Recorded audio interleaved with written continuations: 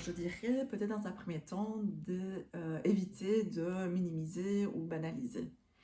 C'est-à-dire de parler d'autre chose, c'est-à-dire de ne pas écouter avec beaucoup de bienveillance, c'est-à-dire peut-être de juger, c'est-à-dire peut-être de parler de soi ou de faire des petites blagues pour essayer de attirer l'attention sur autre chose. Bien évidemment, toutes ces petites choses, je peux bien imaginer que ça part d'une très bonne intention, l'intention de ne pas justement enfoncer un clou sur la plaie. Mais malheureusement, ce que vous transmettez comme message à votre copain, à votre ami, c'est que ce qu'il a à dire, c'est pas important. Il ne mérite pas peut-être, il n'a pas le droit de parler, il ne mérite pas d'être entendu. Et donc, parfois, ça peut même augmenter un sentiment de honte ou de culpabilité qui était déjà présent de le fait de souffrir et de ne pas être bien et de partager ça avec quelqu'un. Alors, maintenant, le fait de le partager avec vous, parfois, c'est un sujet un peu délicat.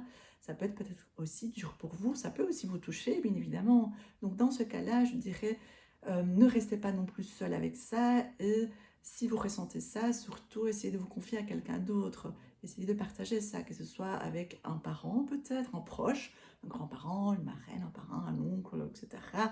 Un autre copain qui puisse être dans l'écoute bienveillante, ou alors avec un professionnel. Ça peut être aussi, par exemple, votre médecin généraliste, ça peut être aussi peut-être votre prof, un éducateur avec qui vous vous sentez à l'aise, ou alors le centre PMS, un planning familial. Il y a aussi des lignes d'écoute si jamais, le 103, le 107, etc.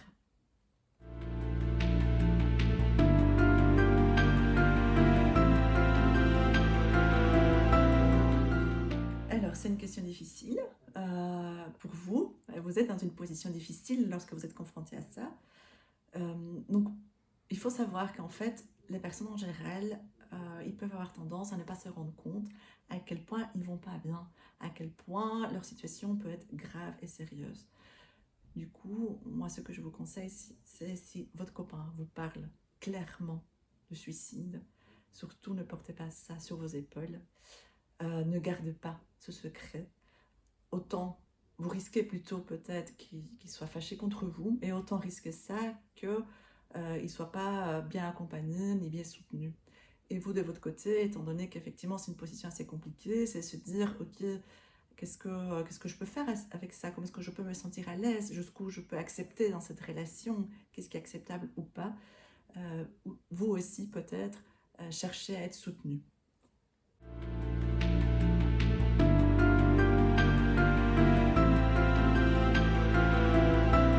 Alors, si vous voyez effectivement que votre copain, ne dit pas ce qu'il a sur le cœur, mais que vous avez observé qu'il ne va pas vraiment bien, essayez de lui rappeler qu'il n'est pas seul, qu'il peut compter sur vous, si ce n'est pas aujourd'hui, c'est à un autre moment, mais qu'il peut aussi compter sur d'autres personnes, que ce soit d'autres proches, d'autres professionnels, lui rappeler leur existence aussi, lui rappeler également que la souffrance peut diminuer, que le fait d'en parler peut permettre justement de pouvoir analyser la situation différemment sur d'autres angles, sur d'autres perspectives, parce que malheureusement, lui, étant donné qu'il ne va pas bien, il vit et il analyse avec sa souffrance, il porte sa souffrance.